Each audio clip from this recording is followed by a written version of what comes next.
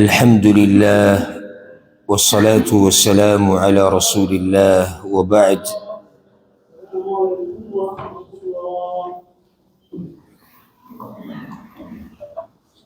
دا الله رب العزت بتوفیق سره او داغه په رحم او کرم سره من د سورة البقره 222 آیت پورې خبره کړې او په دې اخرنی آیتونو کې هغه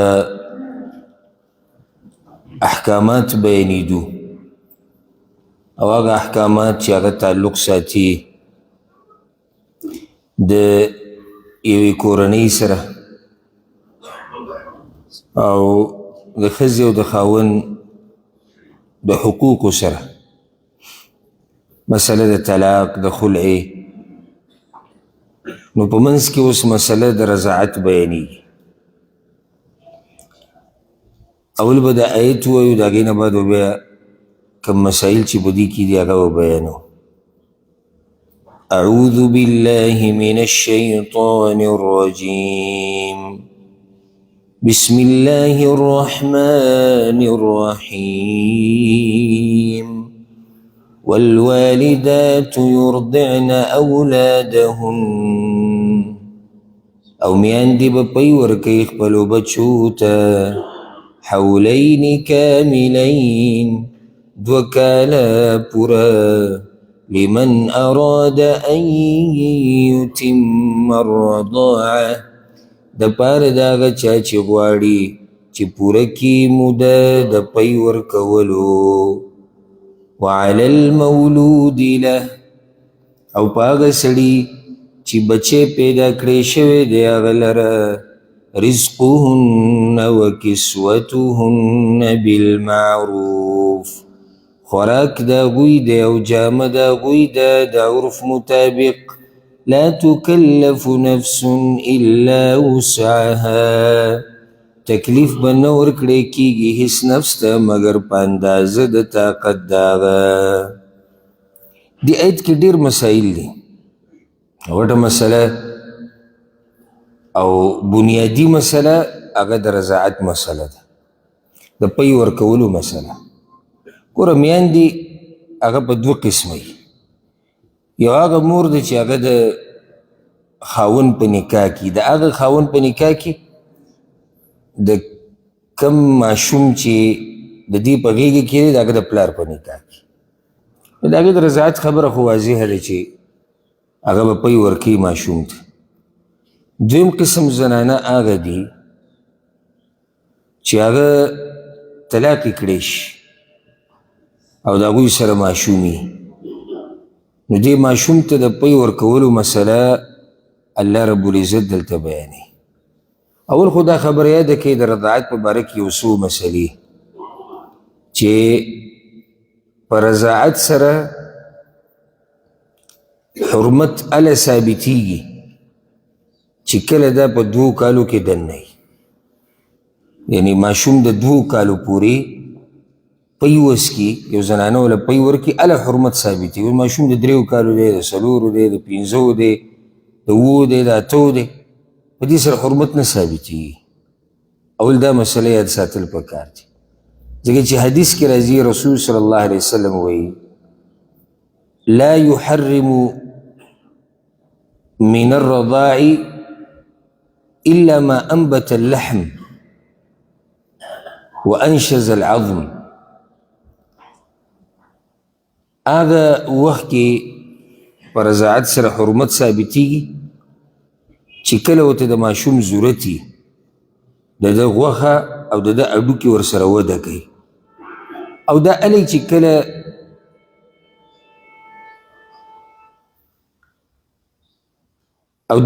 چې کله ماشوم 2 کالو کې دننه لا يحرم من الرضاع، نه حرامیږي په رضاعت سره مګر په دې 2 کالو کې دننه. حرمت اله ثابتېږي چې کله دې 2 کالو کې دننه خبر روانه. بله مسله، بل شرط پکې هغه دا دی چې ده به 15 پیرې پیس کړي. 15 پیرې. صحیح حدیث دی د عایشه رضی الله عنها هغې کې دا شرط ذکر دی چې 5 پیرې به پیس کړي. اوس که یو ماشوم یو پیر پی وسکي 2 پیرې 3 پیرې په دې سره حرمت هغه نه ثابتېږي، د رضاعت مسله نه ثابتېږي، الا دا چې 5 پیرې یا د هغې نه زیاتې څښلي او خبره یقیني، نو بیا ورسره حرمت ثابتېږي او د رضاعت کم مسایل چې دي هغه به بیا بیانېږي. خو د دې نه مخکې یو پیر 2 3 دې سره هېڅ حرمت هغه نه ثابتېږي. دلته الله وی والوالدات یرضعن اولادهن، او میاندې به پی ورکوي خپلو بچو ته. دا هغه میاندې دي چې طلاقې شوي دي، دا هغه میاندې ځکه موږ وایو چې کومې میاندې چې طلاقې شوي نه دي خاوندانو په نکاح کې، دا خو به خپلو بچو له پی ورکوي، دا اوس مسله نشته. مسله د دې زنانو ده چې طلاق ورته ورکړی شوی دی، ځکه چې تېر شوي آیتونو کې مسله د طلاق روانه، دوی به ورکوي خپلو بچو ته پی حولین کاملین 2 کاله پوره، 2 کاله پوره. ګوره دا 2 کاله ولې ذکر شو؟ ځکه چې دې کې ماشوم ته ضرورت دی د پیو، او موږ وایو چې د رضاعت مسله هم د 2 کالو کې دننه ثابتېږي. بیا ورسره دا مسله یاده کړه او دا دې آیت کې را روانه ده، که ښځه خاوند په دې باندې مشوره وکړي او دا محسوسه کړي چې یاره دې ماشوم ته نور د پیو ضرورت نشته او 2 کالو نه مخکې قلارۍ د پیو نه، نو په دې کې هم څه حرج نشته، خو دا په مشوره باندې او د ماشوم بدن ته به کته کېږي. چې یو ماشوم دی، بعض ماشومانان داسې چې هغه ډېر وختي خوراک شروع کړي او په هغې مړېږي، او مور پلار مشوره وکړي او بچي ته پکې فایده وي، نو بیا به بندولی شي پی 2 کالو نه مخکې. ښه که 2 کال نه بعد پی ورکوي نو دې کې هم څه ګناه نشته، خو دومره چې فایده دې ماشوم له نه ورکوي. یو ماشوم د 3 کالو 2.5 کالو دی او مور ورله پی ورکوي، دې کې څه حرج نشته، خو دومره دی چې دا دله فایده نه ورکوي. شریعت چې دا 2 کاله ښوولي دي چې 2 کاله دې میندې پی ورکوي، دا د دې دپاره چې 2 کالو کې ماشوم دې پیو ته ضرورت لري او په دې سره دی وده کوي، د ده بدن غټېږي، د ده هډوکي پې مضبوطېږي، نو دا پکې فایده ده. بله مسله هغه ورسره دا یاده کوي، بعض کسان دا تپوس کوي چې نن سبا دا نور پی راوتي دي کوم چې مصنوعي دي او دا د ماشومانو له ورکوي، دا به څنګه وي؟ ګوره که یو زنانه کمزوري او پی نشي ورکولی او دغه پی ورکوي، دې کې څه حرج نشته، خو هسې ماشوم د مور د پیو نه محرومه کول نه وي پکار چې کله د یو زنانه وس او طاقت وي او کمزوري نه وي یا بیماري ورته نه وي یا بل څه مشکل ورته نه وي، نو ماشوم د دې نه محرومه کول نه دی پکار. ډېر فرق دی د مور په پیو کې او په هغه پیو کې چې هغه مصنوعي جوړ شوي. خو دا داسې ګناه هم نه ده، اوس زنانه ده نه اوس یې نه رسي، طاقت یې نشته، کمزوري ده، بیماره ده او هغه ماشوم له دغه مصنوعي پی ورکوي، نو دې کې څه حرج او ګناه الحمدلله نشته. نو 2 کاله پورې پی ورکول الله وی پوره 2 کاله به ورکوي. که مشوره وشي او د 2 نه زیاتېږي هم څه حرج پکې نشته. که 2 نه راکموي او مشوره باندې که زنانه اوس موږ بیماره ده لږ نشي ورکولی 2 کاله پورې، ماشوم پکې فایده ده یا ماشوم نور خوراک خوري، نو بیا هم څه حرج پکې نشته. د دې نه دا مسله هم راووته چې الله وایي چې 2 کالو پورې به میاندې بچو له پی ورکوي. چې تنظیم النسل، تنظیم النسل څه ته وایي؟ لکه د حمل او د ماشوم د راوړو دپاره وخت ترتیب برابرول دا جایز دي.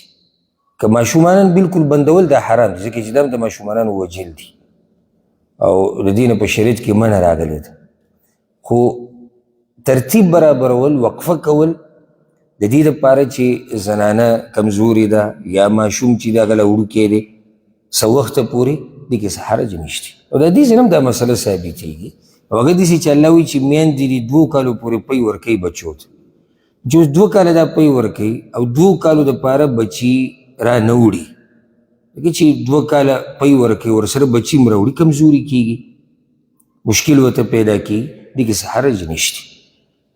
او صحابه کرامو رضوان الله علیهم اجمعین بارک راځي هغه وایي موږ به عزل کوو. عزل مطلب دی چې موږ به وقفه کوله د حمل نه او د بچي د راوړو نه او قرآن نازلېدو.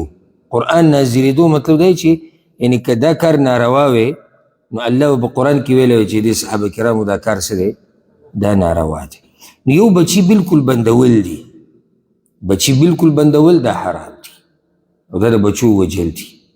بیا خصوصا دا ډېره د بېدینۍ خبره ده چې سړی دا وایي چې رزق به یې څه کېږي. رزق په الله باندې دی، رزق په الله دی او هر ماشوم چې پیدا کېږي دنیا ته راځي هغه د خپلې برخې رزق د ځان سره راوړي. ما او تا به څوک یو چې بچو له به رزق راوړو، موږ خو صرف هغه یو سبب یو بس، موږ خپې لاس و نور خو رزق ورکوونکی ذات الله دی. نو دا خبره د بېدینو خلکو خبره ده او د هغه خلکو چې په الله باندې یقین کمزوری دی چېرې د رزق به څه کېږي. زنانه کمزورې ده یا دا یو ماشوم ډېر وړوکی دی تربیت یې نه کېږي ساتنه یې نه کېږي، د دپاره څه وخته پورې وقفه کول دا جایز دي، دې کې څه حرج هغه نشته. الله وی والوالدات یرضعن اولادهن حولین کاملین لمن اراد ان یتم الرضاعه وعلى المولود له، او په هغه سړي باندې چې بچی د هغه دپاره پیدا کړی شوی دی، د څوک دی؟ پلار دی. جامه او خوراک د دغه زنانو دي په ښایسته طریقې سره. د کومو زنانو؟ دا پی چې ورکوي که تعبیر داسې وشي دا به ښه یو چې طلاقې شوي دي. اوس یو زنانه طلاقه شوې ده او ماشوم یې په غېږ کې نشتي نو د هغه جامه او جوړه هم په ده باندې شو. دا مسله چې کومه روانه ده تعبیر هغه شان پکار دی چې د مسلې سره تړلی شوي خبرې. ښه دلته اوس دوه خبرې. یوه وی بچی چې د چا دپاره پیدا کړی شوی دی د دې نه دا مسله راووته چې بچی اصل کې د پلار وي. وګوره وی بچی چې د چا دپاره پیدا کړی شوی دی د بچی د دې سړي دپاره پیدا کړی شوی دی نو ځکه نسبت د بچي په دنیا او په آخرت کې دا هم پلار ته کېږي او حقدار هم پلار دی. دلته بله مسله راغله الا یو سړی د ښځه طلاقه کړه او یې سره ماشومانان دي او دا ماشومان هم به د چا سره وي د هغه وخته پورې چې دا ماشوم په ښه بد پوه شي سن التمیز ورته وي لکه 7 کالو پورې 8 کالو پورې مور حق دی مور سره دې پاتې ځکه چې پلار یې دغه عمره پورې دومره خیال نشي ساتلی د هغې نه بل پلار حقدار دی الا بعض حالاتو کې هغه موږ په خپل ځای کې تفصیلا بیان کړي لکه پلار لیونی دی پلار نشهیز دی پلار کې بله مسله ده بله مسله جدا خبرې دي وي خو اصل دا دی چې پلار حقدار دی د بچو ځکه چې دا بچي دي د هغه دا د هغه دپاره پیدا کړی شوي دي نو پلار اصل دی. او ورسره دا خبره چې دا نن سبا بعض خلک د زنانو حقوق بیانوي او مطلب یې پکې بلي لکه څنګه چې عبدالله ابن عباس رضی الله عنهما خوارجو ته ویلو وي تاسو څه غواړئ هغه ورته موږ د الله قانون د الله په ځمکه غواړو هغه ورته ووي دا خبره حقه ده او مقصد او نیت د دوی هغه بل دی. بعض خلک دا چغه ویره د زنانو حق زنانو حق دا خبره به کو صحیح د زنانو حقوق موږ بار بار وایو چې شریعت چې څومره ورکړي دومره بل چا نه دي ورکړي خو مطلب دې څه دی د بعضو مطلب دا د زنانو حقوق بیانولو کې مطلب د سړي شان او مقام کموي. یره که د زنانو دا حقوق د اسمانه پورې ورسي که نه اسمانه پورې خو نارینه ته نشي رسېدی. پرون کابل زموږ آیت ونه وی وللرجال علیهن درجه او د سړي مرتبه پې اوچته ده نو بچی اصل دا د چا دپاره دی د دې پلار دپاره دی او دا د پلار بچی دی او نسبت هم هغه ته کېږي په دنیا کې هم او په آخرت کې هم. وی دی به ورکوي جوړه جامه او خوراک رزق خوراک شو او کسوه د جامه شو بالمعروف د عرف مطابق. د عرف مطابق څه مطلب شو یعنی په دغه وخت کې ودي ګوري تپوس دې وکړي که چېرته په دې زمانه کې یو زنانه پی ورکوي یو ماشوم ته دا څومره د دې خرچه لګي دا څومره پیسې علي څومره جوړه جامه د دې لګي خوراک لګي د هغې مطابق به دی بیا خرچه کوي. ګوره دا خبره پکې دننه پرته ده دا خرچه چې دی کوي معنی ده چې دا بچی په اصل کې د دی ځکه کې دا بچی په اصل کې د مور وی او هغې حقدار یې د پلار نه زیاته نو بیا پلار ولې جوړه جامه ورکوي؟ دې مسلې ته م سوچ دی که نه؟ هغه بیا ولې خوراک ورکوي؟ هغه ولې خرچه کوي؟ بیا خو به داسې وي چې یاره دا بچی د مور کېږي د پلار دومره نه دی، بس دغه مور دې وله خرچه کوي که نه؟ هغه دې پرې خرچه کوي. الله وی لا تکلف نفس الا وسعها، تکلیف به نه ورکړی کېږي، معنی ده چې بوج به نه ایښودی کېږي په یو نفس باندې مګر په اندازه د طاقت د هغه. و دا نه چې د سړي نه مطالبه کېږي چې ته به دومره جامه او دومره رزق او هغه د حد نه زیاتې. نه نه الله وی دا زیاتې به نه کوئ، دا خو زیاتې شو. او نه به د مور سره زیاتې کوي، دواړو طرفونو ته عدل او انصاف.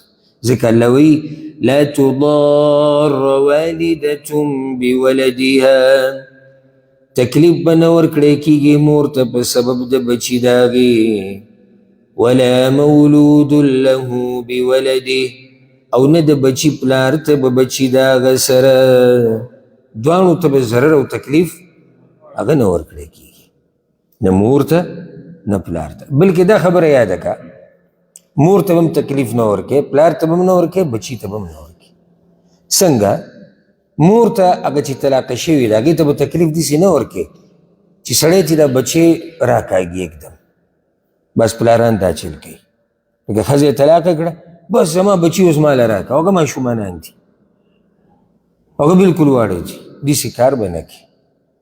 که چېرته هغه دا غواړي چې دا ماشوم دی ما سره یي، زه وله پی ورکوم، زه یې تربیت کوم، د هغه وخته پورې دی په ښه بد پوه شي، بیا ته بچي راښودنه دي په کار که چېرته دا کار سرته رسولی شي.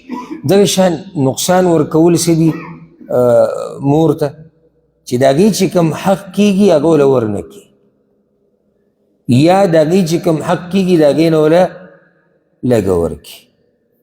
ښه، پلار ته به نقصان نه ورکړی کېږي. هغه څنګه چې اوس پلار نه مطالبه دا کېږي چې ماله به دومره دومره خرچه راکړي، هغه د هغه د وس نه بهر وي. یا مور دا بچی ویوړو او تربیت ولا پوره نشي کولی، نو د پلار زړه ګډوډ دی، سوچ کې دی، سهار ماښام هغه سوچ کې چېرې ماشوم سره به څه چل شوي، دا هم تکلیف ورکول دي چاته؟ پلار ته. ښه، یا مور پی ورکولی شي اوس یې رسي، خو قصدن وي یاره زه پی نه ورکوم، بس د دې دپاره چې دې سړي ته تکلیف میلاو شي، دی به اوس بله زنانه ګوري او هغې له به خرچ خوراک ورکوي، وي پرېږدي ستړی شي. الله وی داسې به نه کوئ. ماشوم له به هم تکلیف نه ورکوي. کله داسې وشي چې د مور پلار د اختلافاتو د لاسه په منځ کې بچي ته نقصان میلاو شي. اوس د پلار او د مور د یو بل سره نه لګي، دی یو څه وی هغه بل څه وی، په منځ کې د ماشوم هغه 2 کاله د 2 کالو هغه پی د هغه تربیت د هغه ساتنه هغه هر څه شو هغه ګډوډ شو. نو نه به نقصان او ضرر پلار ته میلاویږي، نه به نقصان ضرر مور ته، او نه به نقصان او ضرر بچی ته میلاویږي. او حدیث کې داسې راځي د ام سلمه رضی الله عنها روایت دی په صحیح بخاري کې، د ام سلمه د رسول صلی الله علیه وسلم بیبي چې دا مخکې د ابو سلمه رضی الله عنه په نکاح کې وه. نو ابو سلمه چې کله مړ شو نو د هغه نه بچي پاتې شي. نو دې تپوس وکړو د رسول صلی الله علیه وسلم نه، یا رسول الله هل لی من اجر فی بني ابي سلمه، د دې ابو سلمه دا بچي چې زه ساتم او خرچه پې کومه نو مال به الله اجر راکوي دی که نه؟ ولست بتارکتهم هکذا او هکذا، اخوا دې خوا یې نه پرېږدم، زما بچي دي زه خیال ساتم، خو الله به اجر راکوي که نه؟ رسول صلی الله علیه وسلم نعم لکی اجر ما انفقت علیهم، الله به تعالی اجر درکوي د هغه خرچي چې ته په دې ماشومانو باندې کړي، نو بچي ته به هم نقصان هغه نه ورکړي. ښه، بله مسله اوس بیانېږي، وعلى الوارث مثل ذلك، او په وارث د ماشوم باندې لازم دي په مثل د دې کار. اوس مسله داسې شوه چې پلار نشتی، پلار نشتی او د دې ماشوم سره مال نشتی، چې ماشوم دی پلار یې مړ شوی دی او مال ترې پاتې شوی، مال ترې پاتې شوی صحیح ځکه مال نه به چې دته په میراث کې پاتې شوی د هغې نه به ده خرچه کېږي. اوس ماشوم پلار نشتی او د ماشوم مال نشتی او دته ضرورت دی د پیو، نو دا خرچه به څوک کوي؟ وارثان د چا؟ د دې ماشوم. لکه تره، نیکه، ته ډېر لرې لاړې. تره، نیکه، رور، لکه رور شتي، ترې شتي، نیکې شتي. الله وی بیا په هغو باندې د دې کار په شان کار دی. کم کار؟ هغه چې الله ذکر کو چې د دې سړي په ذمه دي چې دې زنانه له به جامه ورکوي، خرچه به ورکوي، رزق به ورکوي، خوراک به ورکوي. و چې هغه سړی نشتي چې هغه د دې ماشوم پلار دی، نو اوس به د دې ماشوم چې کوم وارث دی هغه به دا خرچه کوي. او دلته یو خبر هسې ذهن ته راله، د دې بعضو خلکو دا داسې رشتې خوښي چې په هغې کې څه یعنې څه ذمهواري نه وي. وایي زارېږه د داسې خپل نه او زارېږه د داسې ملګري نه چې هغه نه غریب کېږي، نه بیمارېږي، نه یې ضرورت یې څه ته. لکه دی به ناستې سهار ماښام به قصې کوي د تره زامن، تره زامن غرونه او تره پلاري او ترور موري او ماما دیسي او نیکه دیسي. د دې خبرو به دې ویله پته ولګي چې کله په دوی کې به چا سختې راشي. دا او ته ځکه داسې خوشحاله او کله ویډیوګانې کې او کله قصې کې، ځکه چې لا څه راغلي نه دي. خپلولي هسې څه نوم نه دی، خپلولي دا ذمهواریانې دي. لکه اوس ته د یو ماشوم خپلې او صفتونه موږ کوو، یاره رواره وي دومره خوږي چې دومره خپل بچي نه یې خواږه. وایي بعض که نه، بعض وایي نوسي دا د زامن نه زیات خواږی. صحیح ده، دا خبره صحیح شو. اوس دغه نوسې چې پلار یې نشتي او هغه ماشوم دی او ضرورت راغی په ده باندې خرچې ته، اوس دلته ودرېده پکار دي. اوس به ستا دې خبرې پته ولګي چې ته رښتیا وایې که هسې لیکې چې نوسې چېرې دا د زوی نه هم زیات خوږي، رواره چېرې دا سړي ته ډېر خوږي. مقصد زما د خبرې دا دی چې خپلولي مطلب ذمهواریانې دي، داسې تش نومونه نه دي. او دا صرف د پښتنو یو بل سوچ هم جوړ شوی دی، خبره اگر که اوږدېږي، چې خپل هغه چا ته ویلی کېږي چې په ډز ډوز کې راسره ولاړ وي. موږ ټوله خپلولي د قضیله راوستې ده. یعنې که سبا له زما د چا سره جګړه راله او تماچې ټوپک ته پکې ضرورت راغی چې دا خپل ما سره ولاړ، دا منم چې په سخته کې راسره به لازم ودرېږي، خو دا یوازې ودرېده په ډز ډوز کې خو نه دي کنه. که دی بیمار شو، که په ده قرضه راله، که ده ته بل څه مشکل راغی، بل څه مشکل راغی، ده سره به ودرېږي حتی الوسع. حتی الوسع شرط پکې به دې لګو کېدای شي یو وخت کې ستا د مرستې کولو وس نه او طاقت نه، نو چې وس او طاقت دې نه بیا خو الله پې تا نه رانیسي. خو چې وس او طاقت دې او نه کې، نو بیا خو ته کمزوری شوې. نو دا مسله هم دې ځینې ثابتېږي چې خپلولي دا یو ذمهواري ده، دا هسې تش نوم نه دی.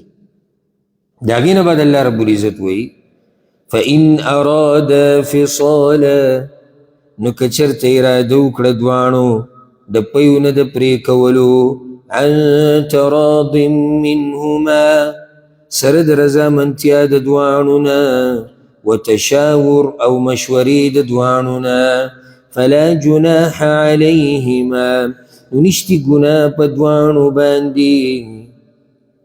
که دوی غواړي چې یاره دا د پیو نه نور د ماشوم پرې کوو، الله هېڅ خبره نه ده، خو دوه خبرې دي چې دواړه به پرې راځي او د دواړو به مشوره وي. دا حق د مور هم دی او د پلار هم دی، د دواړه به پرې راځي او دواړه به مشوره کوي په دې باندې. په دې کې رد دی په بعضو جاهلانو باندې، لکه افراط او تفرید دی. بعض دا وایي ښځه چا راوستې ده په سه کې، او بعضو ښځې له دومره حق ورکړی دی چې کوم کار د سړي دی هغه هم ښځې ته حواله کړی دی. ګوره دا خبره صحیح ده چې عامه مشرتیا په شریعت کې دا به د سړي، عامه مشرتیا الله رب العزت سړي له ورکړې ده. مشوره خبره دا د سړي چلی.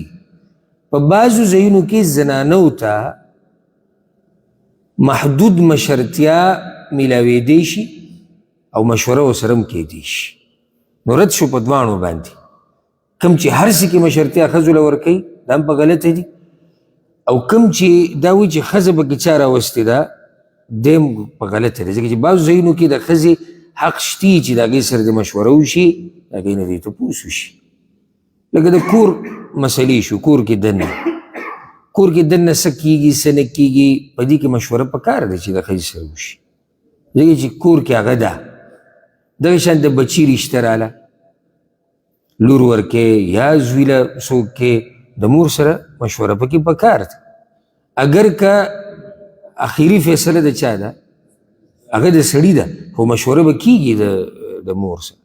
دغه شان د ماشوم د تربیت مسله شو، د پیو مسله شو، په دې کې مشوره کېږي د مور سره. الله دلته وایي چې دواړه به مشوره کوي. د ماشوم دپاره په څه کې خیر دی، په دا موده وله پوره کړو یا 2 کال نه بعد وله پی ورکو که ورنکو که نه پرېږدو د پیو نه، په دې کې مشوره کېږي. وَإِنْ أَرَدْتُمْ أَن تَسْتَرْضِعُوا أَوْلَادَكُمْ، او که تاسو اراده کوئ چې رضاعي میندې ونیسئ دپاره د بچو خپلو، لکه اوس هغه طلاقه شوي چې کومه ده هغه غاړه نه ږدي، بس یا د غوسې د لاسه چې بس خپله غوسه په دې سړی چې دې سړي زه طلاقه کړې یم نو د دې بچي له پی نه ورکوم، یا دا چې دومره قیسې کوي چې هغه دا سړي په وس کې نشته، ماله به دا کوئ او ماله به دغه کوئ او ماله به داسې کوئ.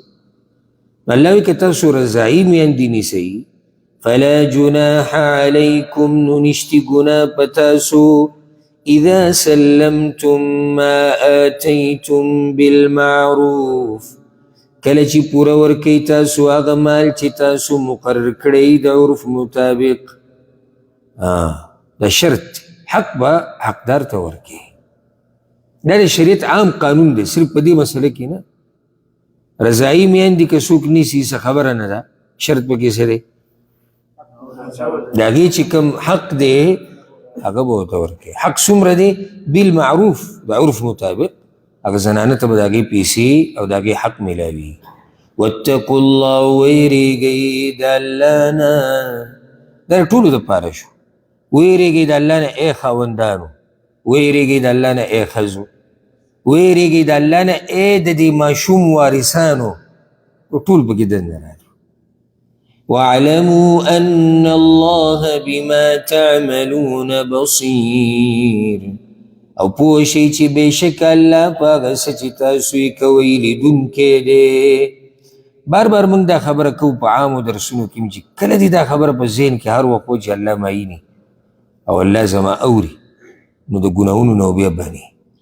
یو خو هسې داسې ویل لکه موږ ټول وایو زموږ د ایمان دی چې الله موږ ویني، یو دا خبره هر وخت محسوسول چې الله معیني، هر وخت دا خبره مخې ته دې کې او په دې اولنۍ خبره کې فرق.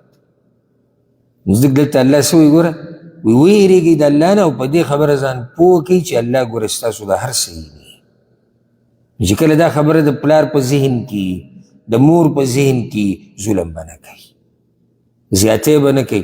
ښځه به د خاوند سره زوړ خاوند سره زیاتې نه کوي، خاوند به د دې ښځې سره زیاتې نه کوي، دواړه به د دې ماشوم سره زیاتې نه کوي، او وارث د ماشوم به هم زیاتې نه کوي. فایدې ته وګوره چې صرف دا خبره دې مخې ته وي، دې کې څومره فایده ده. اوس الله رب العزت بله مسله بیانوي، دې نه بعد بله مسله، دې نه مخکې چې بله مسله ته یاده کړو یا بیان کړو یو فایده یاده کړئ.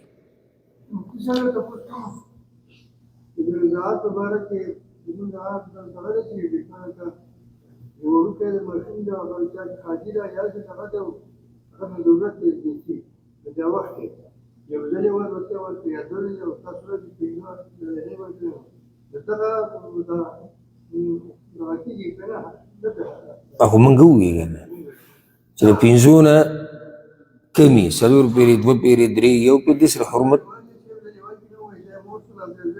نه. دا خو هسې د خلکو خبرې دي. دلایلو په رڼا کې د عایشه رضی الله عنها روایت دی چې 5 پیرې پکې ذکر دي، بیا نه ثابت دي. فایده دا یاده کوي په بعضو حالاتو کې په مور لازم دي چې د ماشوم له به پی ورکوي، او په بعضو حالاتو کې به لازم نه دي چې پی په ورکوي. خو کومه مور موږ یادو؟ وی خپله مور. نو مور خو یې خپله پردی موري مور څه ته پردی وي نه کله چې مور وویلی شي که نه نو ذهن خپلې مور ته ځي رضایي میندې دا بس وروسته دی او دا موږ چې هسې دا یو فایده ده پښتو په اصطلاح کې دا دویمه ښځه د سړي چې دې ته دا نور بچي چې د بلې ښځې نه پیدا دي هغوی ورته مور وایي دا اصطلاح د پښتنو ده ګوره دا د شریعت اصطلاح نه ده ګوره دا د هغوی مور نه ده مور ورته په دې وایي چې د پلار په نکاح کې ده اصطلاح کې جنګ نشتی په دې نه څوک ګناهګارېږي خیر دی مور دې ورته وایي خو مور یې نه ده مور یې نه ده مور یې وایي چې دا ماشوم تی پیدا دی رضاعي میندې هغې له چې مسله لاړه نو خو موږ ته پته ولګېده چې خپلې مور پی نه دي ورکړي او موږ خو مسله د خپلې مور بیانوو چې دغې مور باندې کله لازم دي چې پی به ماشوم له ورکوي او کله پې لازم نه دي خو د هغه مور دلته یادېږي جواب یې ده کوو چې طلاقه شوي دا پکې نه شي چې خپله او جعلي اصلي او نقلي خپله مور ده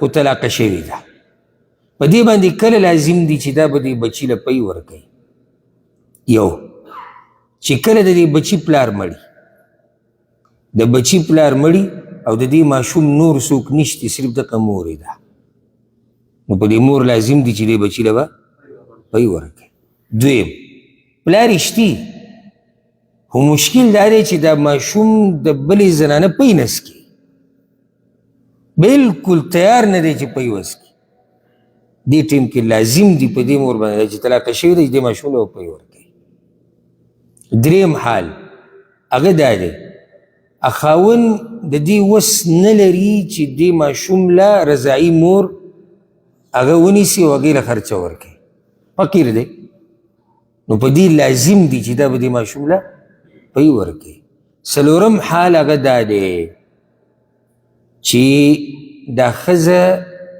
د دې خاوند په نکاح کې یي دا اوس هغه مور شو هغه طلاقه شوي چې نه ده په دې لازم دي چې پی به ورکوي یا د عدت په دوران کې دا هم فایده یاده کړي دا مسلې لږې پیچیده دي خو که څوک پې پوه نه شي درس په آخره کې بیا سوال کولی شي یو سړی د ښځې طلاقه کړه عدت به تېروي 3 حیضه او د عدت په دوران کې اوس دا ماشوم د هغې په غېږ کې دی ماشوم د هغې په غېږ کې دی او د عدت په دوران کې د عدت چې دا څومره موده ده دا به لازم دی ماشوم له پی ورکوي ولې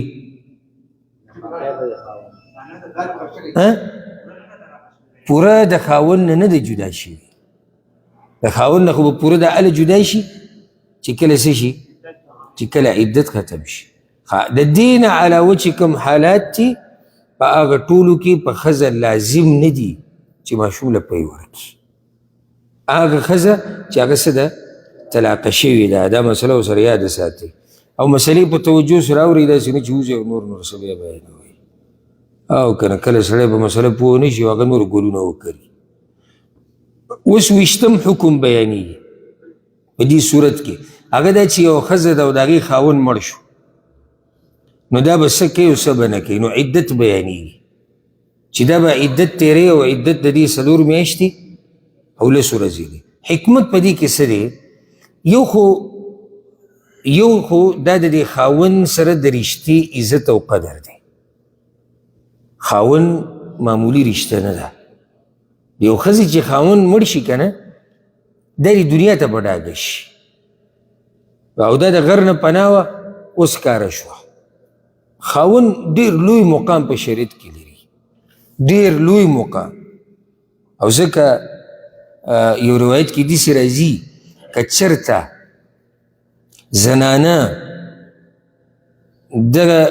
د خاوند په مخ یا بدن باندې دانې راوخیږي که نه او د هغې نه نو روانې وینه ترې روانې او دا ښځه دا داسې صفا کړي چې به د خپله ژبه یې وسټي دا د خاوند حق نشي ادا کولی پوره روایت کې داسې راځي عایشه رضی الله عنها وایي د زنانه د نارینه په خپل چې کومه دوړه پرته دوړه او دا زنانه راولګي په دې خپل مخ سره چې دا دوړه صفا کړي که نه دا د خاوند پوره حق نشي ادا کولی دومره حق دی د خاوند او نور بس حق بیانې یو سړی د الله نه بعد یو سړی او په هغه باندې ټول کور پناه ټول کور خرچه د ټول کور تربیت د ټول کور مسلې دا دغه یو سړي ته پرتی د الله نه بعد لازم دا خو واضح ده که بغیر د دې نه چې موږ دلایل بیان کړو چې د سړي څومره مقام دی څومره عزت دی او موږ لیدلي ډېرې داسې زنانه چې خاوندان یې مړه شوي د هغوی سره بیا څه چل شوی دی د هغوی عزت ته وګوره د هغوی رزق ته وګوره د هغوی جوړه جامې ته وګوره وروسته دې نه چې خاوند ته تللی دی خاوند که فقیري که ملنګ او که سوالګري د بیا هم د ښځې دپاره ډېر لوی مقام لري مقام دا نه چې موږ سره دا قید ولګو چې هغه خاوند ډېر مقام لري چې هغه مالدار دی نه خاوند چې وویلی شي که هغه غریب دی او که هغه مالداره دی نو یو خو د عدت په دې دی چې د دې خاوند د رښتې عزت دی معمولي سړی د دنیا نه دی تللی ګډ سړی د دنیا نه تللی دی نو بیا 4 میاشتې او 10 ورځې عدت دی دویم حکمت په دې کې دا دی چې پته ولګي چې د زنانه په خېټه بچی شتي او که نشتي بیا ولې دا 4 میاشتې او 10 ورځې دا 2 میاشتې ورې نه کېږي دا میاشت ورې نه کېږي نو ګوره ماشوم چې کله د مور په خېټه کې که نه دی په یو څو مرحلو تېرېږي قرآن کې هم ذکر دی حدیث کې هم ذکر دی د اول نطفه بیا د هغې نه بعد د غوښې چم شي د وینې چم شي بیا د غوښې چم شي 4 میاشتې چې کله په ده باندې واوړي که نه 4 میاشتې چې کله واوړي د هغې نه بعد په ملایکو کې یو ملک راشي او په ده کې روح ور واچي په اذن د الله سره نو دغه 10 ورځو کې د 4 میاشتو باندې چې دا د پاسه 10 ورځې دي که نه دغو کې دغه ورځو کې په ده کې روح اچولی کېږي نو 4 میاشتې 10 ورځې به دا زنانه انتظار کوي دې کې به خبره بلکل واضح شي چې په خېټه بچی شتي او که نه اوس که چېرته عدت نه وي او د یو زنانه خاوند مړ شو دا لاړه ډایرکټ بل ته واده شوه او د دې په خېټه بچی و اوس به د دې بچي نسبت دی بل سړي ته کېږي حالانکې دا بچی د ده نه و دا بچی د هغه سړي دی چې هغه مړ شوی نو چې نسبونه ګډوډ نه شي شریعت زموږ د نسبونو خیال ساتلی دی چې نسبونه ګډوډ نه شي قومونه وران نه شي بله مسله پکې دا ده بعضو علماو دا حکمت ذکر کړی دی وی غالبا د ښځې غم چې دی د خاوند په باره کې دا د 4 میاشتو 10 ورځې بعد چې دی هغه کمیږي 4 میاشتې 10 ورځې چې تېرې شي که نه نو دا غم دا کم شي دلته 2 خبرې یادې کړه یوه دا د الله لوی رحم او احسان دی چې دا غمونه کمیږي دا د الله لوی رحم او احسان دی چې غمونه کمیږي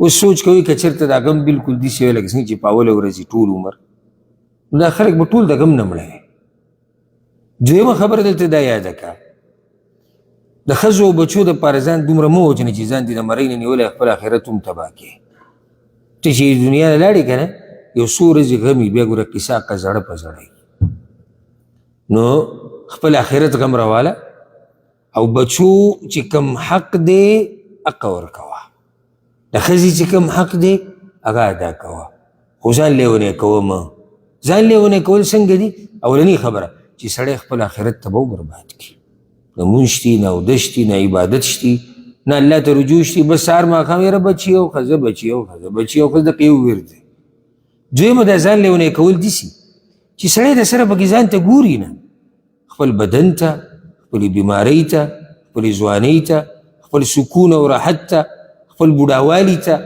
هېڅ ته پکې هم نه ګوري خو بس دغه یو قیسه راغستې د بچي او ښځه او بچي او ښځه موږ منو چې د بچو په موږ ذمهواري ده د ښځو په موږ ذمهواري ده هغه څه حده پورې ذمهواري ده دا خو نه چې موږ خپل آخرت تباه وبرباد او چې په دې قبر کې موږ کېږي او زموږ آخرت تباه شوی دا بچي موږ له فایده راکړي دا ښځه به فایده راکړي ما ته داسې ښځه په دنیا کې وښایي چې دې خاوند سره د 15 منټه په قبر کې تېرولی شي تېرولی شي ورسره 15 منټه پرې د قبر کې دنه داسې ورته ووایه وایي چې دا خلک د دې مقبرې نه لاړ شو ته د خاوند دې قبر سره کښېنه یوازې ځه کېږدي نه دا سهاره پورې نو ځان لیوني مه جوړوئ ښه داسې کار کوئ چې ستا پکې آخرت نه تباه کېږي بله ته هم د دې ژوند نه مزې واله ستا هم حق دی تم خواهشات لرې تم زړه دې کېږي ډېر څه ته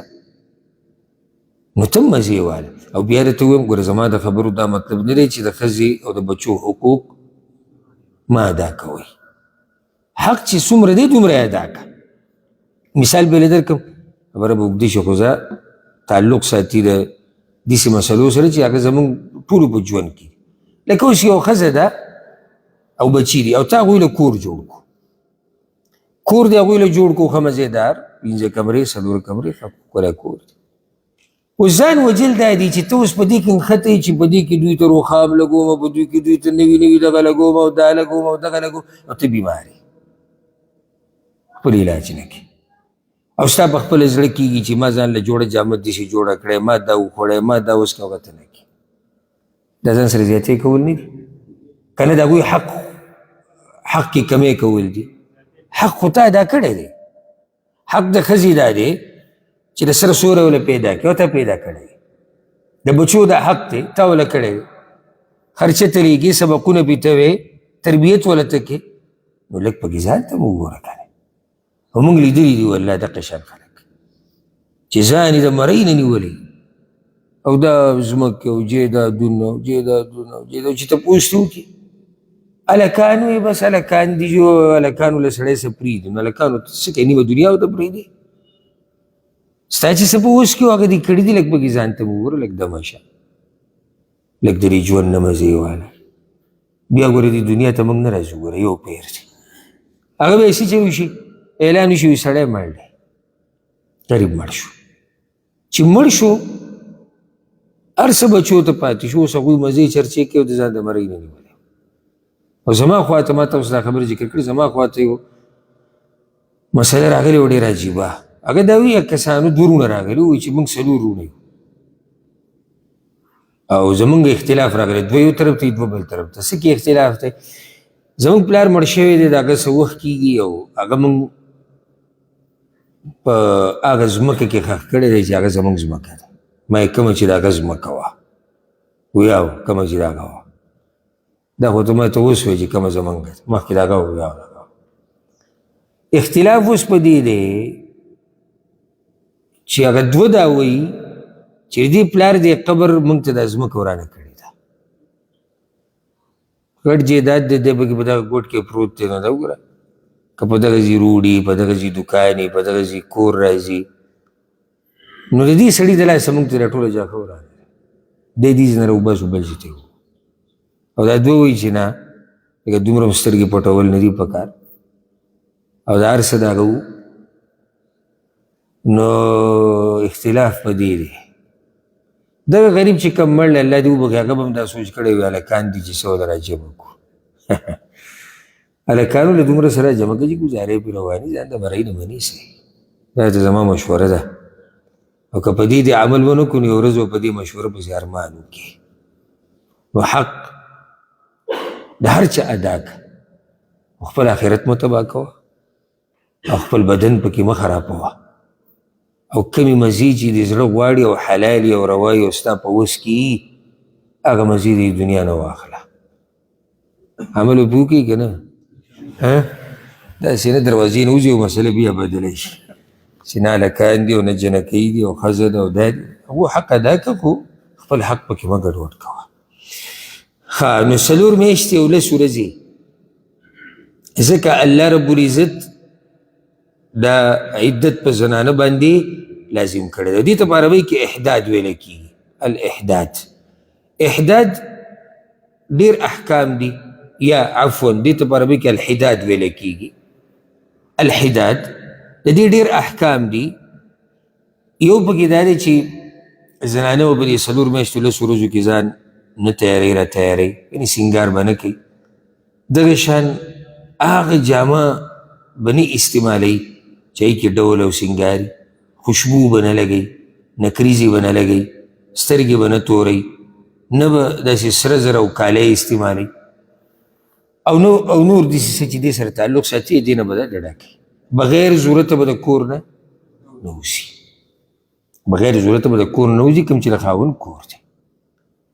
ها دلته اوس یو دا خبره موږ چې بغیر ضرورت معنی چې ضرورت را پیښ شو نو وتې شي که بیماره شوه یا کور کې بل څوک نشته چې سبزي راوړي خوراک راوړي او سړی مړ شوی او دا ځي د ورځې د وځي خرچ خوراک راوړي کور ته هم دې کې څه حرج نشته.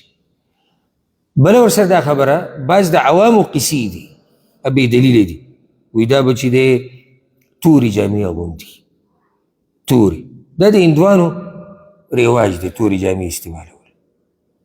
بعض وایي سپینې جامې به استعمالوي تکې سپینې ځکه چې وایي دا تکې سپینې جامې دا د نارینه دپاره دي نو زنانه به په دې ورځو کې استعمالوي چې دا پکې چې هغه ډول او سینګار پکې نه راشي. دا بې دلیله خبره ده.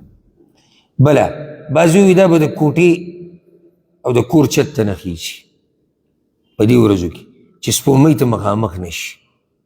دا بې دلیله خبره. بعض دا وایي چې بالکل به د نارینه سره خبرې نه کوي. نو دا یاده که کله چې د دې خاوند ژوندی و که نه ژوندی و نو هم د پردي نارینه سره بې ضرورته خبرې ناروا وي هغه اوس هم ناروا دي خو که ضرورت راشي نو خبرې کولی شي. لکه د خاوند د رور سره خبرې کوي لیور سره د ضرورت خبر راله ورسره کوي یا د دې نه علاوه بالکل پردی سړی دی چې هېڅ په رشته کې نه راځي او هغه سره د ضرورت مطابق خبره کوي نو دې کې هم څه حرج هغه نشته. والذین یتوفون منکم او هغه کسان چې مړه شي ستاسو نه څوک صحابه کرام موږ ټول او دا یاده کوي زموږ نه مخکې ډېرو خلکو دا آیت ویلی او دا آیت یې اورېدلی دا اوس د خاورو لاندې پراته دي او دا آیت به نور خلک وایي والذین یتوفون منکم او موږ به نه یو دلته والذین یتوفون منکم هغه کسان چې مړه شي ستاسو نه ویذرون ازواجا او پریدي ښځې خپلې دا به یو ورځ ګوره زموږ نه پاتې کېږي دا هر څه د آخرت غم په کار دی. یتربصن بانفسهن انتظار به کوي په ځانونو خپلو 4 اشهر وعشرا 4 میاشتې او 10 شپې فاذا بلغنا اجلهم بس کله چې دوی ورسیږي خپلې نیټې ته کومه نیټه 4 میاشتې او 10 ورځې فلا جناح علیکم نو نشتی ګناه په تاسو فیما فعلن فی انفسهن په هغه کار چې دوی وکړي په خپلو ځانونو باندې بالمعروف په ښه طریقې سره والله بما تعملون خبیر او الله په هغه څه چې تاسو یې کوئ پوهه دی. 4 میاشتې او 10 ورځې الله وی پوره شوي نو چې کله پوره شوي اوس که د دې نه بعد دا زنانه سینګار کوي ځان تیاروي کور نه وځي یا نکاح کوي د چا سره نو د زنانه مشرانو په تاسو بیا څه ګناه نشته. ورسېدی پې که نه د زنانه مشران څوک دي؟ اولیاء د زنانه څوک دي؟ پلار رور تره نیکه دا خلک دي. سخر خو پکې یاد نه شو نه دا د جاهلیت د زمانې خبره وه اوس په پښتنو کې هم شته چې یو ښځه د خاوند یې مړ شو بس دا د دې مشر اوس دغه سخر دی چې هغه دغه زوړ خاوند چې کوم مړ شوی دی یا د مړ خاوند پلار دی ګوره چې کله د دې سړي دغه زوی مړ شو دا سړی د دې زنانه داسې مشر نه لکه پلار چې دی یا لکه رور چې دی یا لکه تره یا نیکه نه داسې مشر خو نه دی. صحیح د هغه حرمت په منځ کې د همیشه دپاره دی یعنی دا جنۍ په دې سخر باندې د همیشه دپاره حرامه د نکاح ورسره نشي کولی. صرف دغه مسله ثابته ده بس دغه پاتې شو. اوس که دا زنانه ځي بل چا سره واده کوي اجازت به د چا نه اخلي؟ اجازت به د پلار نه اخلي، اجازت به د رور نه اخلي، اجازت به د تره نه اخلي، اجازت به د نیکه نه اخلي، د سخر نه به نه اخلي اجازت نه د لیور نه. جاهلیت خبرې او نه لازم دی چې د یو زنانه خاوند به مړ کېږي نو هغه به لازم چې دی لیور ته واده کېږي. کوم ځای کې دا مسله راغلې ده؟ او د زنانه سره باقاعده دا حق شتي چې هغه انکار وکړي چې زه دا واده نه کوم، بلکې دې ټیم کې زه نصیحت د دې جنۍ هغه پلار ته دا کوم، هغه ورور ته دا کوم چې کله دا جنۍ واده کوي لیور ته نو ته خپله خبره کوه، ستا اجازه دلته پکار دی. دې جنۍ نه تپوس وکړه، دې زنانه نه تپوس وکړه ته په دې راضي چې تا دغه لیور ته واده کوي چې او زه پرې راضي یم او ته پې هم راضي وي چې کوم د دې زنانه مشر دی او ته پې هم راضي وي، نو صحیح ده واده دې کړي ورته. خو که ته پې راضي نه یې یا دا زنانه راضي نه ده نو بیا دا ظلم دی که هغه ته یې واده کوي. او موږ د دې څه قصو نه خبر یو ډېر، او تاسو به ته هم خبر یې چې دغه شان لیور ته واده کړې ده او هغه ورته سره ګوري ده، صرف یو کار شوی دی، یاره وایي جنۍ د کور نه ونوته، کور کې موږ ته پاتې شوه او هغې سره رویه د څه کېږي. هغه لیور چې مخکې د دې لیور و هغه د سره هغې ته د انسانیت په نظر نه ګوري، وایي زما ورسره طبیعت نه لګي، څوک وایي زما نه ډېره مشره ده، څوک وایي څه او څوک وایي څه. دا ظلم نه دی؟ دا ظلم دی. نو دلته خطاب د زنانه مشرانو ته دی، وایي چې کله عدت پوره شي او دا زنانه ځان تیاری را تیاری یا نکاح کوي یا کور نه وځي نو په دې کې څه حرج او څه ګناه په تاسو نشته. اوس بله مسله ذکر کېږي، دا اتشتم حکم دی. یو زنانه ده خاونې مړ شو او بل سړی غواړي چې د دې ښځې سره نکاح وکړي، نو الله رب العزت وایي چې د عدت په دوران کې غوښتنه د نکاح یا سپا خبره دی زنانه ته نشي کولی. د څه په دوران کې؟ د عدت په دوران کې. دوه کارونه روا دي او دوه ناروا دي، په دې آیت کې ذکر شوي دي. دوه روا څه دي؟ یو زنانه ته په اشاره کې دا خبره کول چې زما زړه غواړي چې تا سره نکاح وکړم، دې ته تلمیح وایي، یعنی داسې په خبرو کې. خبرې څنګه؟ لکه یو سړی دا وایي چې یاره زما اراده ده واده ته، زما اراده ده واده، داسې اشاره ده دې طرف ته چې دې زنانه سره واده کړو. یا ستا په شان زنانه چې د چا په نصیب شي هغه خوش قسمت وي، دا روا دی. دویم کار چې کوم روا دی هغه څه په زړه کې دا خبره پټه ساتل چې یاره دا ښځه ما وکړې، په دې الله څوک نه رانیسي. نو دوه خبرې روا دي. ناروا څه دي؟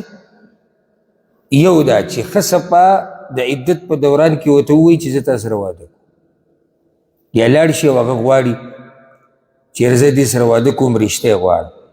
دویم نکاح د عدت نه مخکې تړل، چې راځئ نکاح تړو، د دواړه کارونه څه دي؟ دا ناروا دي. بله مسله دا یاده کوي، کومه زنانه چې طلاق کړې شي او رجعي طلاق، رجعي اولنی او دویم، نو دې ته هسې په خبرو کې څوک اورولی شي چې تا سره نکاح کو؟ ولې نه شي؟ دا خو له دغه خاوند نه جدا شوي نه، دلته خو خبره بالکل حرام، نه تلمیح شته، نه تعریض، نه تصریح. تعریض لکه الله قرآن کې اوس به دا خبره ذکر کېږي، الله قرآن کوي چې تعریض کولی شي، یعنې اشاراتو کې خبره کولی شي. خو چې یو زنانه طلاقه شوه که نه او طلاق رجعي دی او دا په عدت کې ده، نو په اشاراتو کې ورسره خبره نشي کولی، دا خو د سړي سره ده. که عدت ختم شو دې نه بعد بیا خبره کوم، خو د عدت په دوران کې نه سپا خبره ورته کولی شي نه ورته تعریض کولی شي. نو الله رب العزت وایي ولا جناح علیکم، او نشتی گناه پتاسو فیما عرضتم به من خطبة النساء، پا آگا الفاظو کی چی اشارو کی تاسو پاگی سرا دا گختنی دا زنانونا. آگا الفاظ چی تاسو پا کی اشارو کی، خیالو دی یعنی صفا صریح الفاظ بنوے، اشاره دی اکڑا چیر دا زنانه زغوارم، اللہ وی دا جائز دی. او اکننتم فی انفسکم، یا تاسو پټوي په خپلو زړونو کې، په زړه کې دا خبره ساتلې ده چې یاره دې ښځې سره به زه نکاح کوم، الله وایي په دې کې څه ګناه نشته. علم الله انکم ستذکرونهن، الله پوه دی چې بېشکه تاسو به یادوئ دوی لره. دوی څوک دي؟ تاسو به یادوئ دوی. د سوچ خبره ده، ډېره غټه مسله ده. الله ته پته دی چې تاسو به یادوئ دوی. څوک به یادوئ؟ زنانه به یادوئ. نو دلته د الله احسان ذکر کیږي. اوس که الله داسې حرام کړی وی بلکل چې په زړه کې به هم دا خبره نه راولئ نو څومره به ګرانه وه. خو په زړه کې دا خبره راوسته، الله وي په دې ګناه نشته. الله رحم دی. الله وي ما ته پته ده، زه پوه یم. الله وي او الله رب العزت دا خپل مخلوق ښه پېژني. نو ځکه الله د دې خبرې ګنجایش ورکړو. که په زړه کې خبرې اړې راړې، الله وي په دې کې څه ګناه نشته. ناروا دا دي ولكن لا تواعدوهن سرا، او مگر واده د نکاح مه کوئ د هغوی سره په پټه. پټې یارانې مارانې به نه کوئ،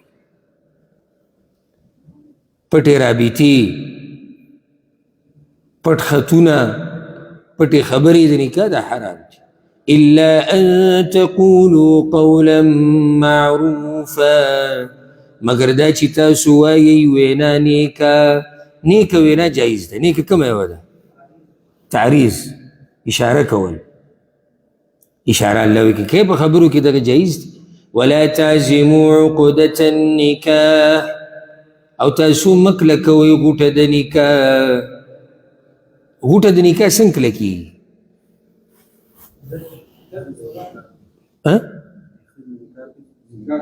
نکاح کول. غوټه د نکاح تړل څنګه یي؟ پښتو انګلیش کې ته وضاحت وکړم. نکاح تړل څنګه؟ نکاح غوټه پې کلکه شوه، رشته مضبوطه شوه. که پښتو کې څه مشکل تاسو ته راپېښېږي ما ته وایي چې کله به کې پنجابي ته وړو، کله به کې اردو ته وړو، کله به انګلیش ته وړو، کله به پارسۍ ته وړو چې خبره واضحه شي. وی خو صحیح. زه را دومره کوشش کوم یو ټکی واضحه کوم. اخري دی چې مونږ لکه بس هسې سړی چې ده هسې داسې شي په دینداره نه چې خړ خړ کېږي. الله وی او مه کلکوئ غوټه د نکاح. کلکول غوټه د نکاح هغه داسې دي چې سړی نکاح وکړي. الله وی داسې به نه کوئ. عدت په دوران کې به نکاحګانې دا نه تړئ. حتی یبلغ الکتاب اجله، تر دې چې ورسي عدت مقررې نیټې ته. الکتاب یعنی هغه مدت، هغه عدت چې هغه لیکلی شوی دی، لازم کړی شوی دی چې څو پورې دا نیټې ته نه وي رسېدلی نو د هغه وخته پورې نه به صفا پیغام د نکاح لیږئ واضحه، او نه به غوټه د نکاح تړئ. غوټه د نکاح. واعلموا ان الله يعلم ما في انفسكم، او پوه شئ چې بېشکه الله پوهېږي په هغه څه چې په زړونو ستاسو کې دي. فاحذروه، نو ویرېږئ د هغه نه. اوس که زړه کې دي یو څه یو وی بل څه، او وی یو څه او زړه کې دي بل څه دي. الله وایي د دې هر څه ګوره ما ته پته ده، نو د الله نه یېرېږئ. واعلموا، او پوه شئ ان الله غفور حلیم، چې بېشکه الله بخونکی صبرناک دی. اشاره دې طرف ته ده که د چا نه داسې ګناه شوي نو توبه وباسئ. که د چا نه داسې څه شوي نو توبه وباسئ. الله بخونکی دی. بیا حلیم دی، صبر والا دی. څنګه صبر والا دی؟ صبر والا داسې دی چې بندګانو له مهلت ورکوي په مخه د توبې، او صبر شو وی الله بخونکی دی، توبه وباسه. ماده چې موقع موږ له راکوي. دغه شان الله ناڅاپه عذابونه نه راولي او ناڅاپه موږ رانیسي. همدا آیتونه په دې قرآن کې راشي. الله وایي که چېرته ما دا خلک رانیوی که نه د دوی په دې ګناهونو باندې چې چا ګناه کولی او ما په هغه ټیم په هغه وخت رانیولی، الله وایي په دې ځمکه به یو زنده سری تاسو نه وی لیدلی، ټول هر څه به ختم شي. نو الله صبرناک دی. په ځان کې هم دا صفت راولي، صبر کوئ د الله بندګانو ته. د الله بندګانو ته صبر کوئ. موږ ډېر عجیبه یو، ګناه وکړو بیا الله نه معافیانې غواړو او جړاګانې کوو او زاریانې کوو، یا الله موږ وبخه، یا الله موږ وبخه. حالانکې نافرماني مخلوق د خالق کړې ده. خو چې کله څوک راولګي او زموږ نافرماني وکړي که نه بیا پکې معافي نه وي بیا صبر نه وي بیا قصه ختمه شي هلکه نو دا خو مخلوق د مخلوق نافرماني وکړه څه دومره غټه خو نه ده غټه دا وه چې مخلوق د خالق نافرماني کوله او خالق ورته صبر کوي خالق ورله مهلت ورکوي خالق ورله موقع ورکوي خالق ورته وایي توبه وباسه زه به دې وبخم بیا دا کار مه کوه زه به درته معافي وکړم خو مخلوق ته لګیا دی وي نه وي بخښنه پکې چا راوستې نو په ځان کې هم دا صفت راولي اوس بله مسله بیانېږي دلته ټول احکام دي ځکه ما تاسو ته بل ورځ ووایي چې دې احکامو ته به اوده کېږي چې اوده کېږي خو مزې دي سړی ځان سره بالغ راوړي او کمبل او ډډه ولګي او پرېوځي او اوده شي دا احکام دې ته به بیدار کښېني ویښ به کښېني هله به پرې ورسي او ډېر فایدهمند احکام دي ډېر فایدهمند احکام دي ځکه چې پرون موږ وایو چې د هر کور کې دا مسلې راغلي دي راتلی شي او راځي به هر کور کې به دا راسي که نه صرف په کور دوه کې خاوندان مړه شوي دي دا هر کور کې راغلی ده راځي او راځي به هر کور کې به راسي نو زده کول یې لازم اوس نهشتم حکم ذکر کېږي هغه دا یو زنانه طلاقه کړی شوه مخکې د دې نه چې د هغې مهر خوی شوی یو زنانه طلاقه کړی شوه او خاون سره یوازې شوې نه ده خاون ورسره میلاو شوی نه دی او طلاقه یې کړه اوس د دې ښځې مهر هم نه دی ټاکلی شوی نو دې له به څه ورکوئ دا مسله ذکر کېږي نو د دې نه دا اول خو دې نه دا فایده راووته دوه فایدې چې که نکاح وتړلی شي او مهر پکې ونه ټاکلی شي مطلب مقدار یې ونه ښوی شو نو نکاح صحیح ده نکاح څه ده صحیح ده دویمه مسله ښځه او خاوند له یو ځای شوي نه دي او خاوند راولګېدو ښځې له طلاق ورکړو نو دا طلاق واقع کېږي دا طلاق صحیح دی دو خبرې خو ته اول راووتې بیا راځو دې مسلې نه دا د آیت کې چې کومه مسله ذکر شوې د عبدالله بن عباس رضی الله عنهما وضاحت هغې کړی دی داسې وی یو سړی دی د ښځې سره واده وکړو او دې ښځې دپاره مهر مقرر نه کړو او بیا یې دا ښځه طلاقه کړه مخکې د دې نه چې د هغې سره جدا شي او د هغې سره یو ځای شي نو الله رب العزت وایي چې دې له به جوړه جامه ورکوي دومره چې څومره د دې سړي وسي دا خلاصه د دې مسلې شو پته تاسو یې پوه شوی او که نه څنګه ده مسله زنانه ده او نکاح شوې ده او د سړي واده کړه خو ورسره شوی نه دی مهر یې منځ کې نه دی ټاکلی شوی او بیا ته ورله طلاق ورکړه نو دومره یوه جوړه جامه ده چې ورته ورکړي جوړه جامه یو جوړه ما نه دي ویلي جوړه جامه به ورکوي څومره جوړه جامه به ورکوي اوس مطابق د ګرانې مسلې نه ته سړی توجه ورکړي لا جناح علیکم نشتی گناه پتاسو ان طلقتم النساء کچرت تاسو طلاقی کئی خزی ما لم تمسوهن ترسو چی تاسو نی مسکڑی اگوی او تفرضو لهن فریضا یا نی مقرکڑی تاسو اگوی لر مہر ومتعوهن او متعور کی اگوی تا متعا جوړ جامه فائدہ علی الموسع قدره علی المقتر قدره په مالدار باندې داغه په اندازه ده او په غریب باندې داغه په اندازه ده متاعا بالمعروف فائدې ورکول دي په ښایسته طریقې سره حقا علی المحسنین دا کار لازم دی په احسان کوونکو باندې په مسله خو تاسو ورسېدئ که نه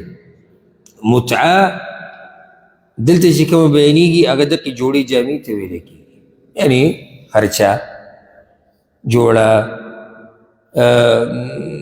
تحفه دا وله ورکه سوال ولې وله دا ورکه زړی مات شوی دی بارک الله فیک نو زړی پسې مات شو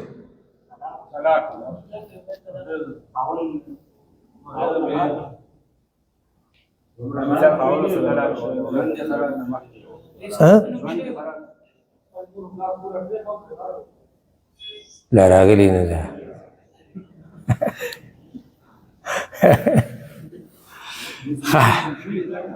ستاسو ټولو خبرې صحیح دي ستاسو ټولو دا خبرې صحیح دي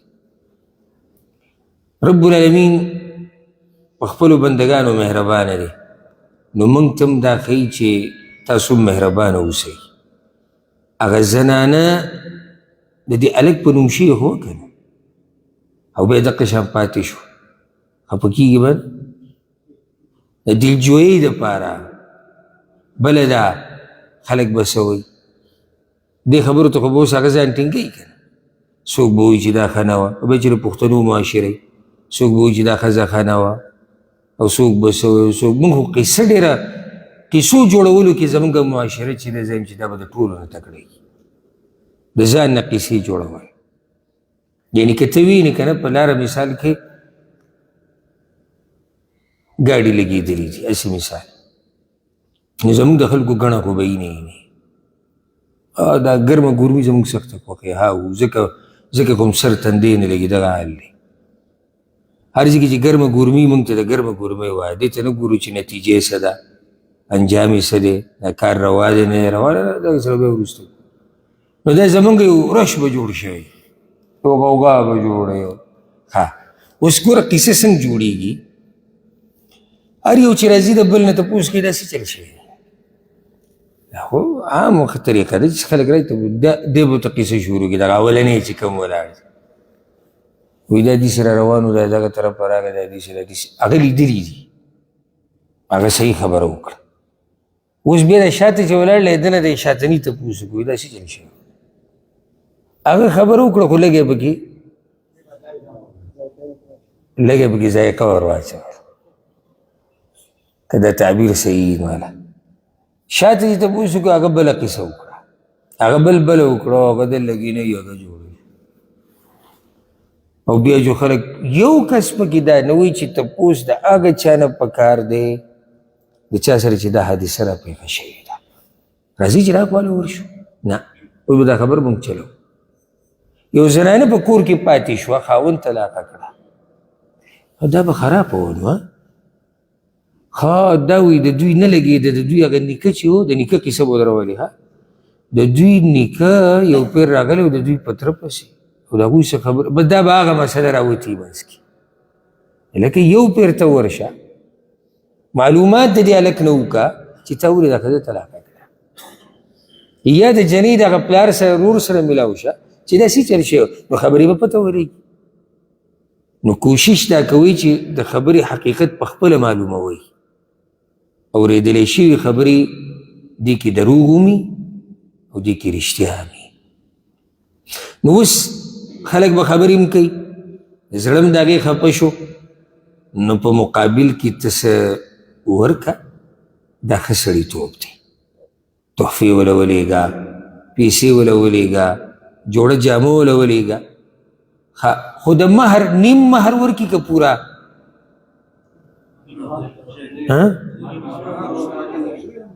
مهر خو ټاکلی شوی نه دی دی جواب دی بارک الله فیک بعضې وایي نیم مهر او بعضې وایي پوره مهر پوره مهر چې وایي دا ښه سخیان دي خو مهر لا شتي نه مهر لا شتي نه څه ورکړي یوه ښځه او خاوند یو ځای شوي نه دي نو پوره مهر څنګه ورکړي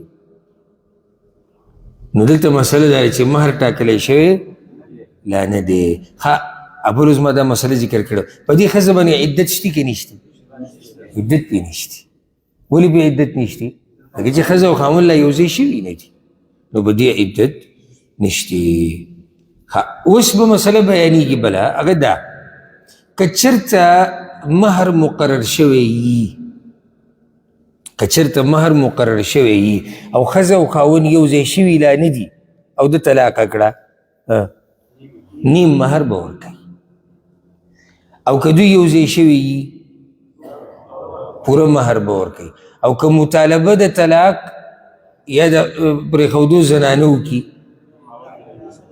بیا به چې خاوند چې د څه مطالبه وکړه هغه به وله ورکوي پوه شوي تاسو په مسله یوه ښځه ده چې هغه په خپله مطالبه کوي، خاوند ورله څه ورکړي دي هغه دې واپس ورکړي، یا که په بل څه اتفاق راځي.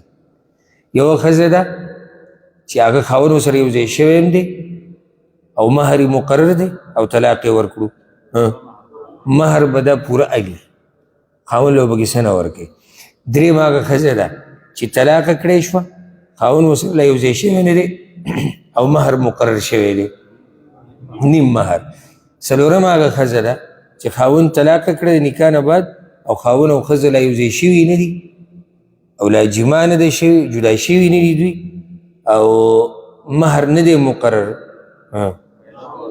فایده به ورکوي، جوړه جامه خرچه هدیه تحفې د هر څه پکې دننه راغلي. رب العالمین دا خبره ګوره ګرانه کړې م نه ده. علی الموسع قدره وعلی المقتر قدره. مالدار به د خپل وس مطابق کار کوي، غریب به د وس مطابق کار کوي. دې کې زموږ د پښتنو لپاره بله فایده ده. زما خپل ځاني والله دا زړه غواړي ځم چې د قرآن یو ټکي ته موږ په میاشتو میاشتو ناستو د فایدې هم بیانوو. خو د وخت کمۍ د پښتنو دپاره خصوصا زموږ د معاشرې دپاره دلته یو غټه مسله هغه دا د طلاق نه علاوه که ته د چا سره غم خادي کوې که نه، هغه مې کا خادي، نو مالدار دې د خپل وس مطابق کوي، غریب دې د خپل وس مطابق کوي. ورسېدی پکې داسې ونه رسېدی، خیال هم دی که نه.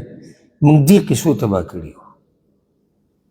که یو سړی مالداره دی ښه غټه میلمستیا کولی شي او پکې میان هم راوړي، غوښې هم او چرګان هم هر څه. اوس دا خوا کې چې ورسره د غریب کور دی هغه وایي چې دا خو به زه هم کوم ځکه چې خلک به څه وایي. دا د ځان په خپله تباه کړو، په خپله دې ځان ته نقصان ورکړو. شریعت خو ته به یې نه وي مکلف کړی. او خلکو ستا صفت وکوزه فایده هغې نه بعد څه دي؟ هغه یو دوه کسان ووایي چې یاره پلاني ډېره درنه میلمستیا وکړه، د هغې نه بعد اوس هغه قرضې واپس ورکړه چې دې راوړېږي، هغه اوس ورکړه. لازم به ورکړي. نو اوس ګوره یو به راځي ور به ټکوي، زما هغه پیسې، بل ورته په بازار کې اواز کوي پلانیه. نو ګوره ځان دې وشرمو، ځان ته دې خبره ګرانه کړه. کیدای شي د بلډ پریشر مریض شي، کیدای شي د شوګر مریض شي، خو مقابلې کوي، د مقابلو نه قلار نه شو. دا زمونږ ګوره زه د یو کلي د یو علاقې خبر نه کوم، دا عموما د پښتنو مسله ده. بیا خصوصا چې کم سړی د زنانو خبرو ته غوږ ږدي، ښځې دا مقابلې ډېرې خوښوي. نو ښځو به درته وایي نه نه خیر خو موږ چې تلي وو دوی چې دی ورسره سخی حلال کړه، نو چې زموږ طرف ته راځي موږ به دوه حلال کړو. خیر موږ چې تلي وو دوی پۍ هم راوړي، نو موږ به داسې کار کوو چې کوچ به ورسره هم راوړو. نو صحیح دی، زموږ خو زړه غواړي چې څوک را سره ښه وکړي، د هغه نه ورسره ډېر وکړو. هلته ځان ته به هم ګورو چې زه څومره اوبه وکړم. که چېرته دغه سړی ما ته به اوس څوک وایي چې کیدای شي هغه خفه شي، نو زه درته بله وایم که نه، که زما نه خفه شو نو مطلب دا چې د دغه مخادي زما سره هغه دغه ډوډو پورې وه، د ده ملګرتیا زما سره هغه ډوډو پورې وه، د ده ورورولي زما سره هغه د ډوډو وه، هغه د خوراکونو وه. زما اوس یو ملګری دی، د الله دپاره مې ملګری، ما ته پته دی سړی غریب دی، دې کې تشې اوبه ماله په ګیلاس کې راکړي، زه شکریه ادا کوم، ځکه د خپل وس مطابق کار یې کړی. خو چې ښه غوړ زیړې او تورې شي او دالې درته ایښودې او ساده اوبه یې درته ایښودې، بیا به ګیله کوو چې ته خپل حالاتو ته وګوره، زموږ د کلمې په دال باندې تباه کړي. نو دلته دا قانون راووتو چې مالدار د خپل وس ته ګوري، غریب د خپل وس ته ګوري. وَإِن طَلَّقْتُمُوهُنَّ او که چېرته طلاق ورکوئ تاسو هغوی ته، چا ته؟ زنانو ته شو، داسې مې چې سړو ته وی خو صحیح. وَإِن طَلَّقْتُمُوهُنَّ او که چېرته طلاق ورکوئ تاسو هغوی ته، تاسو یعنې سړو ته لګیا دی الله، هغوی ته یعنې زنانو ته، من قبل ان تمسوهن مخکې د دې نه چې تاسو مسه کوئ هغوی لره. مسه کول څه مطلب دی؟ کوروالی، یو ځای کېدل. وقد فرضتم لهن فریضا او مقرر کړی تاسو هغوی لره مهر فنصف ما فرضتم نو نیمایي د هغه مهر ده چې تاسو مقرر کړی دی نیم مهر به ورکړي رب العالمین ګوره د هر چا د حقوقو ساتنه کړې ده هغه زنانه چې مهر یې نه و مقرر هغې ته به هم څه میلاویږي چې مهر یې مقرر دی هغې ته به نیم مهر میلاویږي الا ان یعفون مگر که معافي وکړي زنانه څنګه معافي کوي چې دا نیم هم نه علم ای داسې درنې زنانه چې اوس داسې ووایي چې زه د خاوند کور ته تللی نه یم ما لا د هغه څخه خدمت کړی نه دی هغه زما نه څه خون اخیستی نه دی ما او هغه یو ځای شوي نه یو نو څه له دا غریب نه دا نیم مهر علم بس دا ورته پاتې شو دا به چېرته ای به دې زنانه خو چېرته ډېرې کمې به وي ځکه چې دا کار ډېر ګران کار دی او یعفو الذي بيده عقدة النکاح یا معافي وکړي هغه کس چې په لاس د هغه کې غوټه د نکاح ده څوک دی خاوند غوټه د نکاح څنګه وي تار په لاس کې نیولی اختیار بیا دلته ډېر ناشنا واقعات ما ته یاد دي د سلفو خو وخت به ډېر ولګي او پاتې یو څو منټه دي د جبیر ابن مطعم رضی الله عنه په باره کې راځي امام طبري په خپل تفسیر کې دا اثر راوړی چې هغه یو ښځې سره نکاح کړی او بیا یې طلاق کړه د دخول نه مخکې اله یو ځای شی ورسره نه و مسه کړې نه و طلاق یې کړه مهر یې وله پوره ورکړو چا ورته پوره مهر دې وله ورکړو وایي زه ډېر حقدار یم چې معافي ورته وکړم ځکه چې زه سړی یم یعنې ښځې ته الله ویلي الا دا که ښځه معافي وکړي او بیا وایي که چېرته سړی وکړي دا خبره په سړي پورې د ښځې نه زیاته مزه کوي او چې په داسې نه هر سړي باندې اورېدلي چې هغه په هغه نیمه کې هم بحث کوي ګرځي به مولیانو پسې چې دا نیم مهر به جي د دوی رسي او دا خو جو داسې او دا خو جو موږ ملاقات نه دی کړی او دا خو جو داسې چې په داسې واوړي بیا به ورسره څه کوي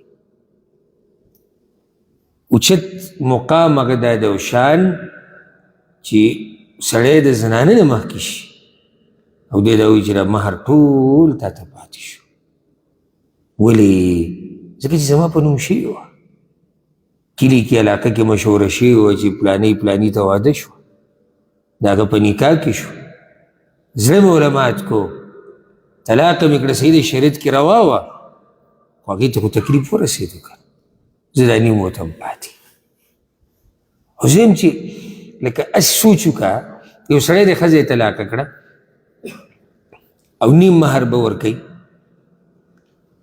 او دې په دغه حساب کتاب کې او دې کې ورته پیغام راغی چې ښځه ورته وایي چې هغه نیم مهر مه راکوه هغه تا ته پاتې او دنه را مخکې شو نو سړی به دغه ټیم کې وایي چې دا زموږه کولاو شو زه پرې ورننوتې چې ښځه په ما را مخکې شو په دې اوچت کار کې نو ځکه سړی ډېر حقدار دی چې هغه دا بخښنه وکړي نو ځکه الله وایي وأن تعفوا أقرب للتقوى او چې معافي کوئ تاسو نو ډېره نږدې د تقوا ته ولا تنسوا الفضل بینکم او مه هېروئ احسان په منځ خپل کې ان الله بما تعملون بصیر یقینا الله په هغه څه چې تاسو یې کوئ لیدونکی دی دا عام قانون هم دی ګورئ که تاسو معافي کوئ الله دا خبره تقوا ته نږدې ده صرف دې ځای کې نه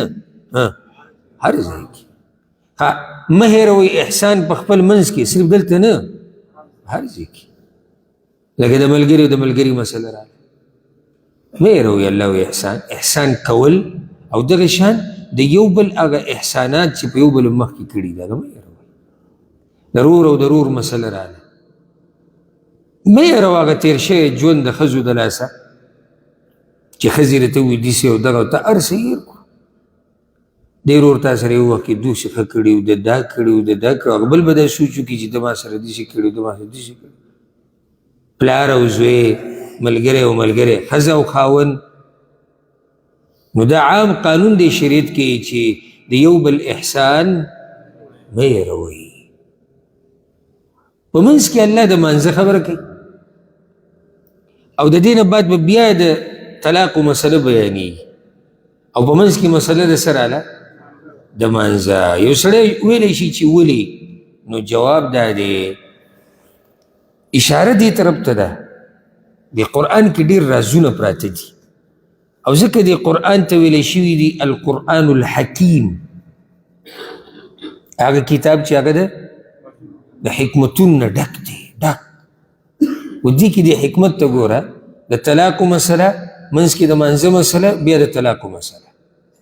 اشاره دې طرف ته ده چې په کوم کور کې د منځونو اهتمام ډیر کیږي هغه کورونه الله رب العزت د اختلافاتو نه ساتلي دي. دا پکې منځ کې حکمت چې کوم کور کې منځ اودس کیږي هلته اختلافات ډیر نه. موږ د نشو ویلی چې هلته اختلافات نه وي، اختلافات راځي له طبیعي دی خو ډیر نه وي، هغه کم وي، شاذ و نادر. حافظوا على الصلوات، حفاظت کوئ په منځونو باندې. حفاظت د منځونو څنګه دی؟ ځان سره کیدی په خپل وخت یې کوئ، د سړو دپاره د جمع سره یې کوئ، ارکان او واجبات شروط هر څه پورې د رسول وسلم په طریقه یې کوئ. والصلاة الوسطى او خاص په منځ منځني. دې باره کې د مفسرینو ډېر اقوال دي چې د منځني منځ کم وي، حالانکه حدیث کې د دې ښه وضاحت راغلی دی، ښه واضحه چې منځنی منځ چې دی دا د مازدیګر منځ دی. منځنی منځ کوم یو دی؟ دا د مازدیګر منځ دی. رب العالمین خاص د مازدیګر د منځ پکې یاد کړو. او منځنی دی د سحر او د ماسپښین او د ماښام او د ماسخوتن په منځ کې دی. ولې؟ ځکه چې دا د دمې وخت دی. یو که څوک ماسپښین دمه کړي ده د هغه دپاره دمې وخت دی. او که چېرته هغه زمانې ته شو چې د رسول الله وسلم په دور کې او نږدې وخته پورې زموږ په علاقو کې لکه ماښام نه مخکې به بازارونه هر څه شو بند شو، اوس هم په بعضو علاقو کې بندي. نو د مازدیګر دا وخت چې کم دی دا ښه ګرم د تجارت وخت دی. اخري وخت کې تجارت ډېرېږي او ګرم شي، نو چې په داسې ټیم کې یا خو د دمې وخت دی یا ښه ګرم د تجارت او د دنیا د ګټلو وخت دی او یو سړی مانځله راځي خو مؤمن دی که نه. ځکه د مازدیګر مونځ خاص ذکر کو. او حدیث کې راځي رسول الله وسلم وایي من ترک صلاة العصر، صحیح حدیث دی امام بخاري راوړی، چا چې د مازدیګر مونځ پرېښو فقط حبط عملو، د اعمال ټول برباد شو. او یو حدیث کې داسې راځي، دا په صحیح مسلم کې دی، په صحیح بخاري کې هم دی، رسول الله وسلم وایي من فاتته صلاة العصر، د چا چې د مازدیګر مونځ پاتې شو لکه د ده اهل و عیال او مال او هر څه چې تباه و برباد شي. نو خاص د دې تذکیره پکې راغله. حافظوا على الصلوات والصلاة الوسطى وقوموا لله قانتين، او ودرېږئ الله ته عجزي کوونکي، الله ته ودرېږئ عجزي کوونکي، خشوع په ځان کې راولئ. الله ته ودرېږئ غلي، دا خبره هم صحیح ده، ځکه چې کله خشوع وي نو انسان غلی. ابرز ما تاسو ته بیا درته وایم تفسیر اوږدول ګران کار نه دی، اسان. او چې خشوع باره کې خبرې شروع کړو دا ځان له اوږده موضوع ده، دا په خپلو ځایونو کې موږ تفصیل ذکر کړی. لنډه ته دا ووایم چې په زړه کې د خشوع وه په اندامونو به راښکاره شي. چې کله دې یو سړی ولیدو په مانځه کې ولاړ دی غلی،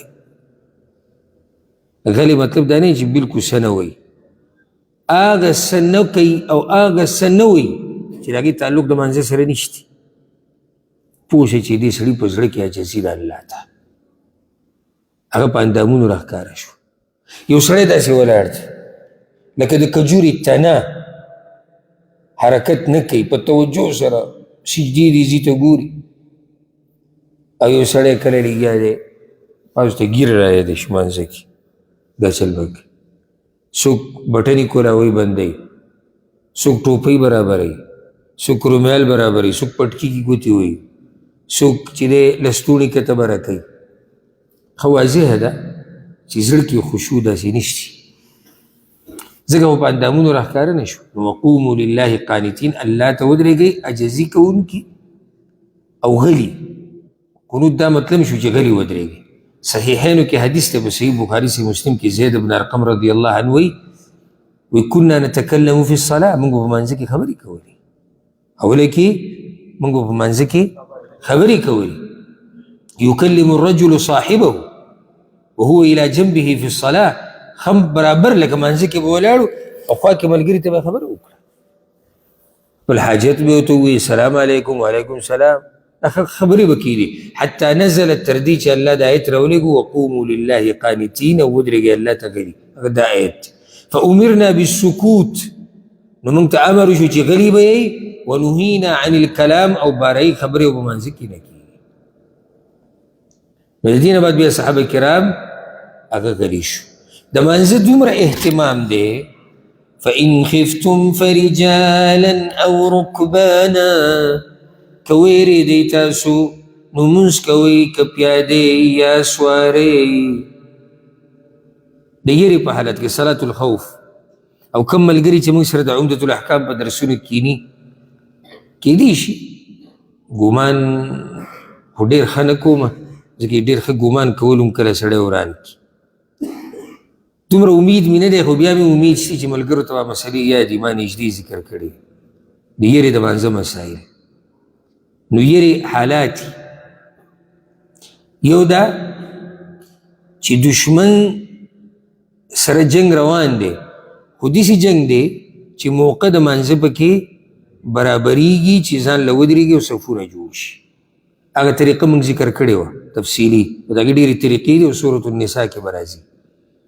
دویم د یېرې هغه حالات دي چې جنگ روان دی، د سره پکې د ودرېدو او د صفونو د جوړولو څه موقع نه برابریږي. الله وایي مونځ به کې که پیادې او که سورې.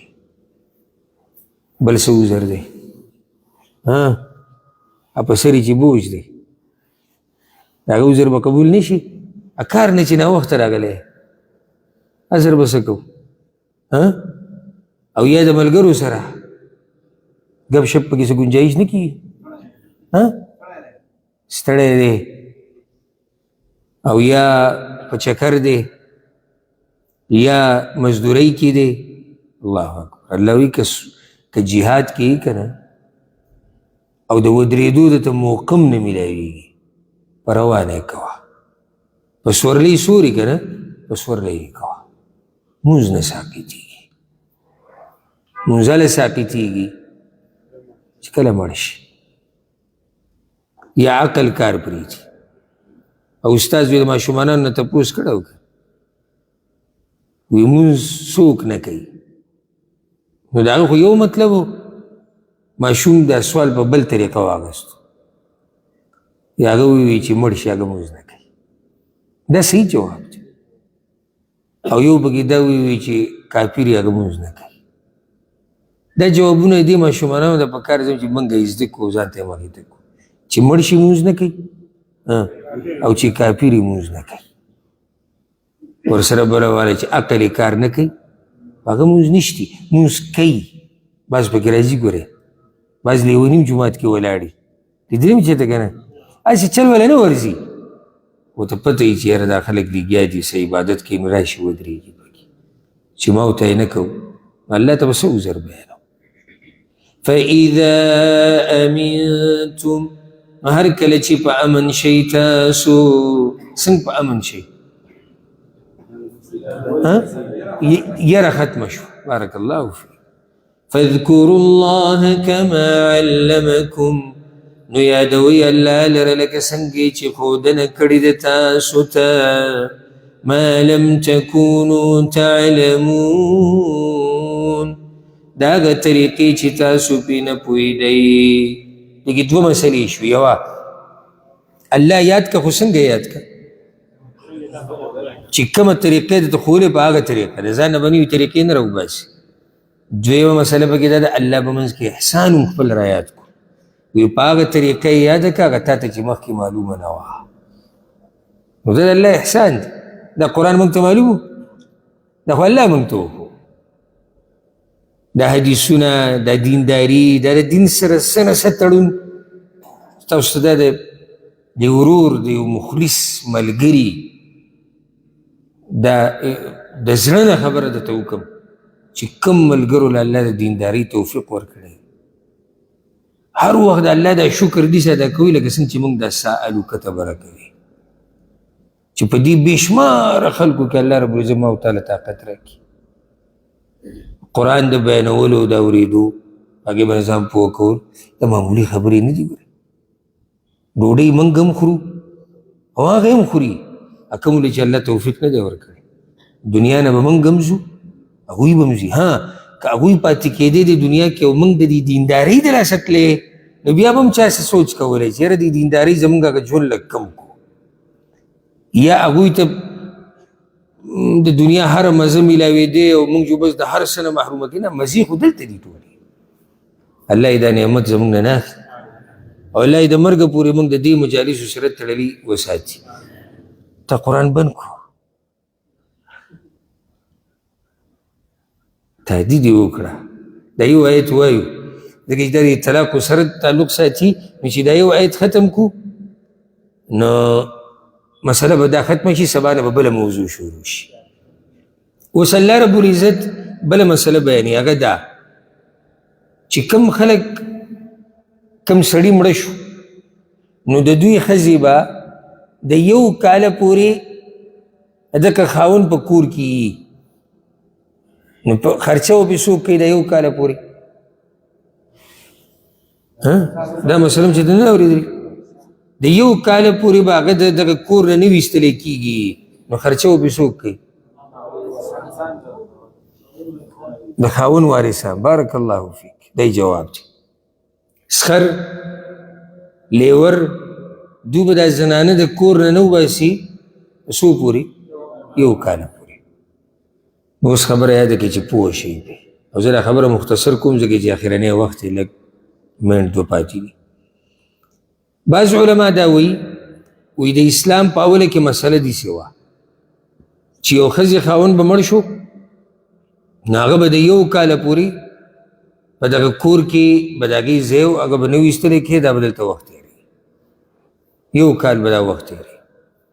بیا دا مسله منسوخ شوه په 4 میاشتو 10 ورځو سره چې هغه موږ مخکې ذکر کړو. او بعض علما وایي چې نه دا منسوخ نه ده مسله مؤکده لازم چې کوم عدت دی د خاوند په کور کې هغه 4 میاشتې او 10 ورځې دی 4 میاشتې 10 ورځې زیاتی د کاله پورې الله رب العزت د دې کور د خلکو ته وایي چې تاسو سره ښه وکړئ کاله پورې به تاسو په دې خرچه هم کوئ او د کور نه مه وباسئ ونه رسېدی. نو بعض علما وایي منسوخ ته او اکثر علما دا وایي په اوله کې دا مسله داسې وه بیا 4 میاشتې او 10 ورځې شو. او بعض علما وایي چې نه نه د آیت په خپل دغه باقي پاتې دی په دې به عمل کېږي. نو څنګه وی 4 میاشتې او 10 ورځې تېرول عدت دا لازم دي په دې باندې زیاتي د زنانه مرضي ده خو الله وایي که پاتې کېږي په دې کور کې نو د کاله پورې تاسو دا مه وباسئ دا مې احسان دی ورسره که نه د کور کې پاتې شوې ده د خلکو سره راشه درشه شوي دي د خلکو یې خدمتونه کړي دي الله رب العزت وایي چې کاله پورې د دې په دې خرچه کوئ او مه وباسئ د کور دا احسان دی د دې ښځې سره. والذین یتوفون منکم هغه کسان چې مړه شي ستاسو نه ویذرون ازواج او پرېږدي ښځې وصیة لازواجهم نو وصیت دې وکړي د ښځو خپلو دپاره وصیت به څوک کوي هغه مړ خاوند به وصیت کوي مړی چې ته وصیت کوي بارک الله فیک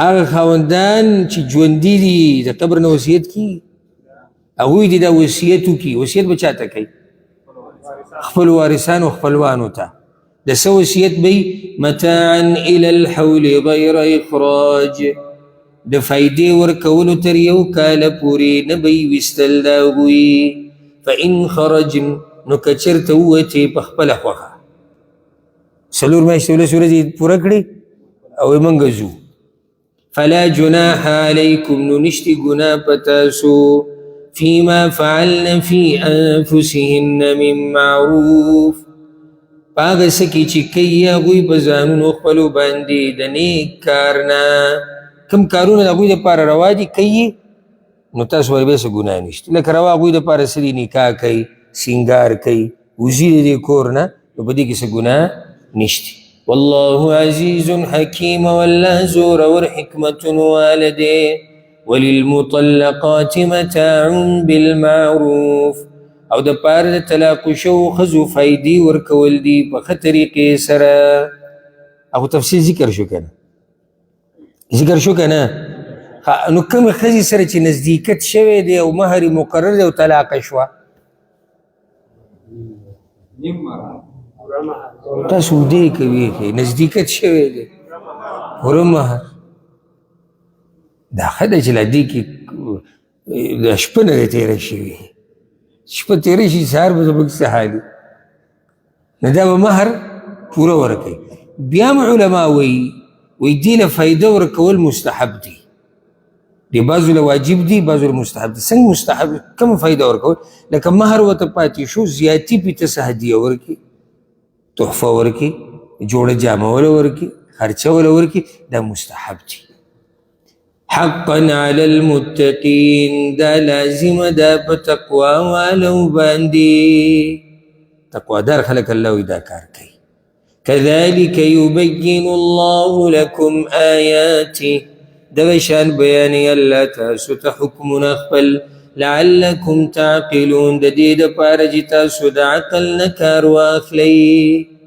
د څه دپاره لږه صحیح ده د څه دپاره بیانوي چې تاسو د عقل نه کار واخلئ او د عقل نه کار اخیسته څنګه چې بلکل یې تیلی کې بند کړي او کېدي چې استعمال یې کړي یا کومې مسلې چې نن موږ ذکر کړي امید دی چې تاسو ورپې رسېدلي یې او ډېرې مسلې موږ ذکر کړي خو د وخت د کمي د لاسه هغه ډېر تفصیل پکې ونه شي الله رب العزت دې موږ په قرآن باندې پوه کړي الله دې زموږ ژوند او مرګ د قرآن سره کړي الله دې په دې قرآن موږ ژوندي ساتي او په دې قرآن دې الله موږ مړه کړي او دغه قرآن والو په صف کې دې الله موږ د قیامت په ورځ راپاسي هذا والله أعلم وصلى الله وسلم على نبينا محمد سبب إن شاء الله